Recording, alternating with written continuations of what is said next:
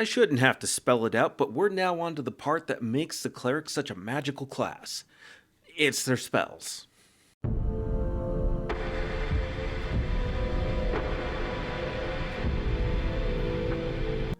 Hello there everyone, and welcome back down here to the Gamer's Den with me, your host, Jordan, your master of lore and storyteller extraordinaire. And if you put up with the dad joke in the intro portion of the video, then you should know that we are on to the magic portion for the cleric. This is what literally defines every spellcasting class, particularly those with full 9th level spell progression.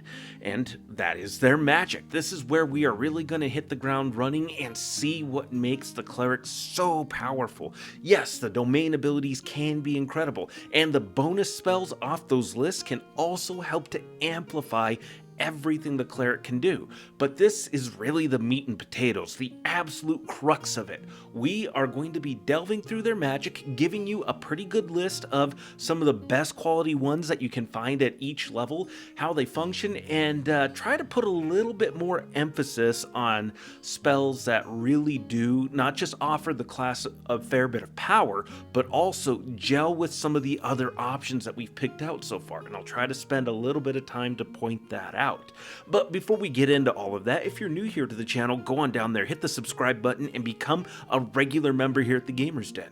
Or if you've already gone on ahead and listed yourself on just such an absolutely incredible roster of legendary heroes, then go on down to hit the like button and share the video far and wide. And by the way, we're at least as of this video, 2,113 of you that have chosen to subscribe and follow along, hitting like and leaving your thoughts and comments down below. And recently got a lot of thank yous for continuing to make Pathfinder content, particularly first edition Pathfinder.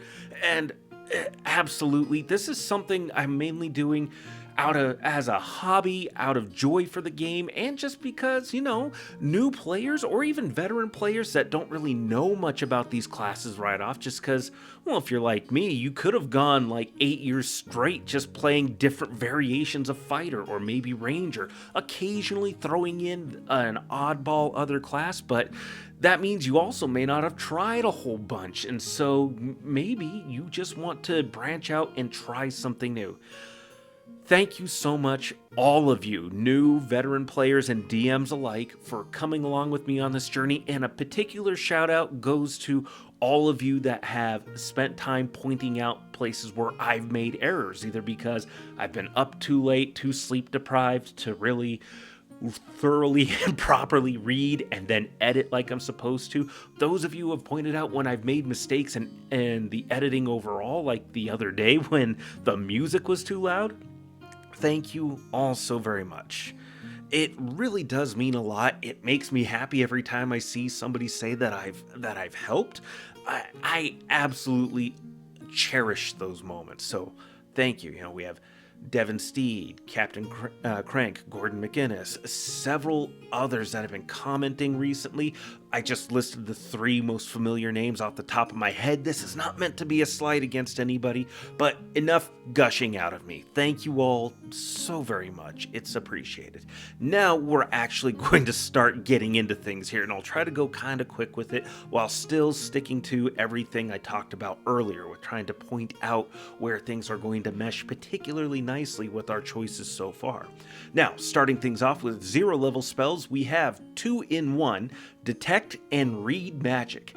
These are going to be 2 spells that you are going to use the entirety of your career. They are never going to lose their effect for you. Detect Magic allows you to detect magic auras on items. The longer you concentrate, up to 3 rounds, the more information you will gain, such as which magic aura is the strongest out of the bunch that you may be detecting. And Read Magic is going to allow you to read magic scrolls or books, which is going to be essential even if they're scrolls and books that aren't necessarily things you're going to be able to make use of. Identifying what they are is going to allow you to make better better use of them faster, even if that use just ends up being selling these things off later. So these two are going to be very, very useful, much like the following, which is guidance.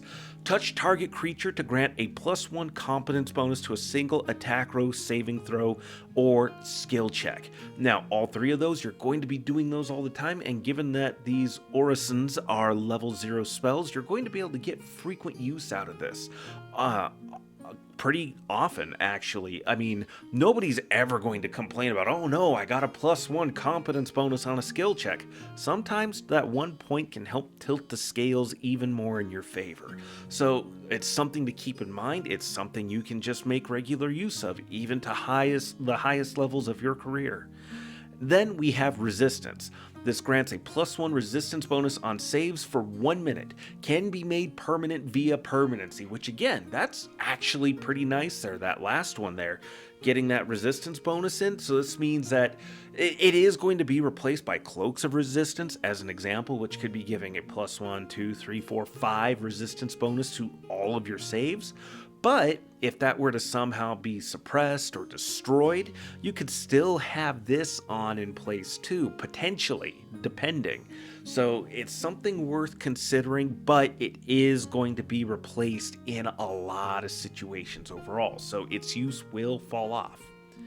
Then we move on to our first level spells, and to start things off, we have a really cool one, and that's Barbed Chains. You summon a barbed chain within 25 feet plus 5 feet for every 2 caster levels you have. That makes either one attack or trip maneuver against one target using your base attack bonus and wisdom modifier for its attack or its trip attempt, which is going to be its combat maneuver check. And given that you have an okay attack bonus progression, you're actually looking at pretty decent odds of hitting either of those targets, whether it's the going up against their combat maneuver defense or their armor class. You stand a pretty good chance of affecting your target. Throwing in your wisdom modifier on top of it makes it even better.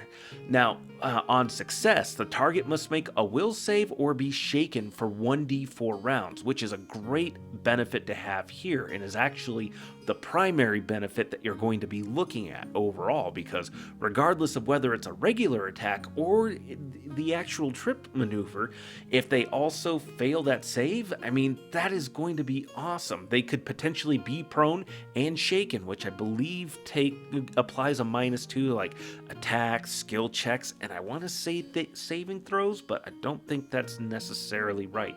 Either way, applying penalties, dealing damage, or making them prone is great for you to do.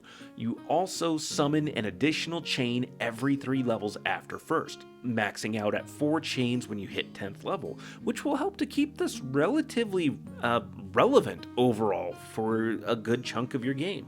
The chains themselves deal 1d6 points of damage, which early levels, that's going to be just fine, but it falls off pretty quick, and again, the main benefit is going to be applying the debuff and potentially tripping the target, especially if you put this up against a target that either doesn't have a great armor class or is low on its combat maneuver defense. So either way, you're looking at a pretty effective spell. Then we have Divine Favor. For 1 minute, you receive a +1 or +2 luck bonus to attack and damage rolls, and this increases for every 3 caster levels by 1, maxing out at a +3 or 4 if you have the Fate's Favored trait, which we recommended before. So a level 1 spell giving you a +2 luck bonus to attack and damage rolls, that's a pretty decent bonus at your early levels for the campaign. And then to top it off, the fact that it's a luck bonus means that this is going to stack with a lot of other sources that could be potentially giving you more bonuses to attack and damage. And this helps you stay competitive in a melee if you are indeed going to be going for a more melee role. Now, you may not be out competing the fighter depending on what exactly their build is, but you're at least going to be keeping up to some degree. Hell, even if you're able to crit along with this, you might actually put out some pretty respectable numbers. So this is a spell that will maintain its usefulness for quite a while. Then we have protection from insert alignment, protection from evil, protection from loss, so on and so forth. Touch target creature, and for 1 minute per caster level, they gain a +2 deflection bonus to armor class and a +2 resistance bonus on saves versus attacks or effects made by creatures of the selected alignment. And already right here, we see the protection from alignment spell is overtaking the resistance bonus from the resistance spell. The target also gets another save against any spells or effects that possess or exercise mental control over the target with a +2 morale bonus, but still rolling against the same save DC that they had before. On success, the effects are suppressed for the duration of this spell, and that's an important thing to note because if it's an effect that's otherwise permanent, this is only going to suppress it. It's not going to end that effect. But in most instances, this is probably going to last over the duration of the spell that's affecting the target. So overall, this is still pretty good, given the length that the spell lasts for. Summon creatures of the selected alignment can't touch the target unless spell resistance can overcome this protection. So it's a spell resistance check against the spell and spell's caster level and everything. So it can be overcome at later levels, probably more reliably, but overall, it's still another check that has to be made before you can even be attacked by summoned creatures. So that can really level the playing field if you have enemy casters that are trying to swarm you with whatever creatures are already on their side and these additional summoned monsters. So again, this is an incredible defensive spell. It affects 3 separate areas entirely of avenues of attack. Mental control, throwing in just other summoned creatures that fit in with this alignment. This does a lot to help protect you overall. Then we come to Shield of Faith. Touch target creature, and for 1 minute per caster level, they gain a +2 deflection bonus to armor class, adding +1 for every 6 caster levels, maxing out at a +5 at 18th level. So Shield of Faith is a spell that is going to be useful even unto the late game because it is a deflection bonus.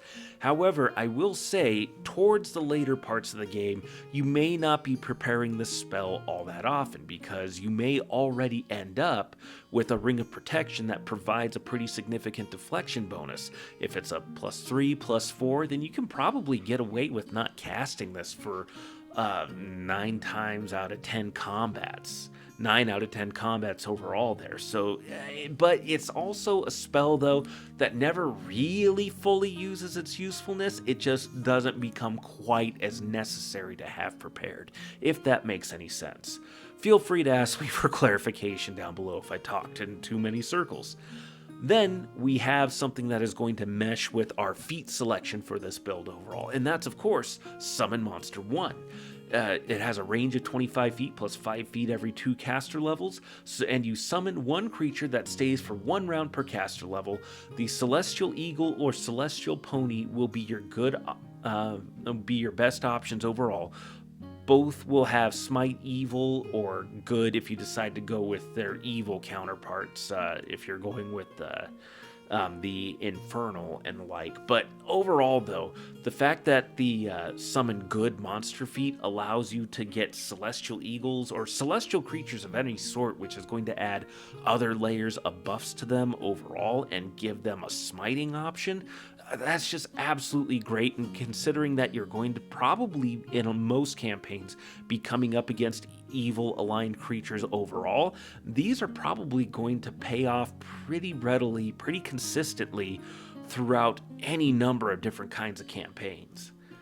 But then we have to keep going. We are going to talk about some spells that are really not all that great, not even situationally. First is Restore Corpse. Touch a medium or smaller corpse to restore enough flesh that it may be raised as a zombie instead of a skeleton. Fantastic. Skeletons are usually better than zombies, but whatever. Either way, they're not exactly the strongest of of creatures to be throwing at your opponents. I mean, even for trying to get positioning figured out and flanking and having them be attack sponges, it's just really not all that great. They're not going to do all that well against it, even against low-level opponents. The spell also goes out of its way to note that the flesh is rotted enough that it's not fit for consumption. How many times did that come up in playtesting? Oh my goodness. I mean, that's just incredible to have listed there. I had to put it here also. There's a situation where I could see where that might be useful. That's if you're playing a necromancer styled cleric where you're supporting the undead with your channel energy abilities and your various magics, and then you have ghouls that you need to feed because you don't want them to be turning feral or ravenous, or you risk losing control of them, so you just find a corpse and restore it, and voila, they have something to snack on. But going on from there, we have poisoned egg. Touch an egg to transform its contents into a single dose of centipede poison. It can't be empty, can't be broken, it has to be an intact and full egg. The poison normally is applied through injury, but in this case it's ingestion. The save DC is 11, having to save once a round for 4 rounds, and on a failure it deals 1 point of dexterity damage, and the cure for it is a single save. I mean, even before any bonuses to a fortitude save are applied, it's a DC 11. Like, you're only 1 point away from a 50-50 chance of succeeding on a D20 roll. So the odds aren't great that this poison is even going to work. About the only thing kind of neat is that this can be applied to a weapon with no chance of self-injury. So, I guess that's nice, but you have so many better poisons out there. Why are you wasting one of your spell slots so that you can apply a centipede poison to your weapon? That's a terrible usage. Even Cure Light Wounds is better than that. And for that matter, Cure Light Wounds, the way the game's mechanics work, it doesn't matter if you have 1 hit point or 100, you're still fighting at the same level of stats and everything, unless your DM is using a subsystem that degrades your ability to fight the more damage you take. But if you're just going with the base game mechanics, you can wait till afterwards to pull out the wand of Cure Light Wounds and use that to heal everybody up, rather than using any of your spell slots. Also, you can just automatically convert your spell slots over to Cure Light Wounds at a moment's notice, so you don't really need to worry about having that prepared at all. In the instance where you do have to have it handy and ready to go, can't afford to dig around for your magic wand, you have it ready to go and you're going to do just fine. So, overall, you don't need to prepare Cure Light Wounds, and for those instances where you need it, you can just convert any of your prepared spell slots to Cure Light Wounds. So you're set, you're fine. But what do you think? Go on down to the comments below and let me know your thoughts. Did you like today's video? Did you dislike it? Hit the like or dislike buttons and let me know your thoughts in the comments down below. I certainly had a lot of fun trying to be a little bit more thorough with these guides. I know it's been like 4-ish years or so, but I'm a father of 3 with a lot of my own issues that I carry around and a little bit of a busted brain. Why am I apologizing? You guys get it. You understand. You have lives, and I'm not exactly paid to do this, or at least I'm not getting a whole crap ton of money from this.